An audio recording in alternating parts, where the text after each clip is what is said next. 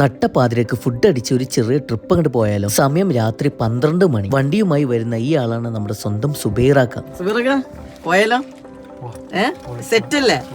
നമ്മുടെ സുബൈറാക്കന്റെ വണ്ടിയിലാണ് നമ്മൾ ഇന്ന് യാത്ര ചെയ്യുന്നത്. വണ്ടിയുടെ പ്രത്യേകത എന്ന് വെച്ചാൽ CNG ആണ് കേട്ടോ. ഞങ്ങൾ മലപ്പുറത്തുനിന്ന് ഏകദേശം ഫുള്ളാക്കി വെച്ചിട്ടുണ്ട്. കുറച്ചു കാലത്തെ ഇടവേളയ്ക്ക് ശേഷം നമ്മുടെ നൗഷാക്ക് നമ്മുടെ ട്രിപ്പിൽ ജോയിൻ ആക്കിയിട്ടുണ്ട്. വണ്ടിയിൽ നമ്മുടെ CNG ഏകദേശം ഫുള്ളാക്കിയിട്ടുള്ളൂ. ബാക്കി പോകുന്ന വഴി അടിക്കാന്ന് വിചാരിച്ച് നേരെ അങ്ങോട്ട് വിട്ടു. നമ്മുടെ മഞ്ചേരി ടൗണിൽ എത്തിയപ്പോൾ മക്കളെ ഒരു പൂതി, നമ്മുടെ വല്യമ്മ പത്തായത്ത് കയറിയിട്ട് കാട കഴിക്കാൻ. ഈ ഒരു ഭാഗത്തോട് പോവാണെങ്കിൽ ഞങ്ങൾ മിക്ക ദിവസവും ഈ ഒരു കാട കഴിക്കാറുണ്ട്. ആടിപ്പൊളി കിണ്ണം കാഴ്ചയായിട്ടും. ട്രിപ്പ് എവിടെ പോവാണെങ്കിലും ഫുഡിന്റെ മേലെ ഒന്ന് സൈൻ ചെയ്യാതെ മുന്നോട്ട് പോലും കൈസ്. ഒരു 4 കാടയും 2 നെയ്ച്ചോറും കണ്ട് പറഞ്ഞ് സെറ്റാക്കി. സത്യം പറയല, ഇവിടുത്തെ കാടയും ഗീ റൈസും ഒരു രക്ഷയിലേക്ക് കിടുക്കാച്ചായിട്ടും തന്നെ.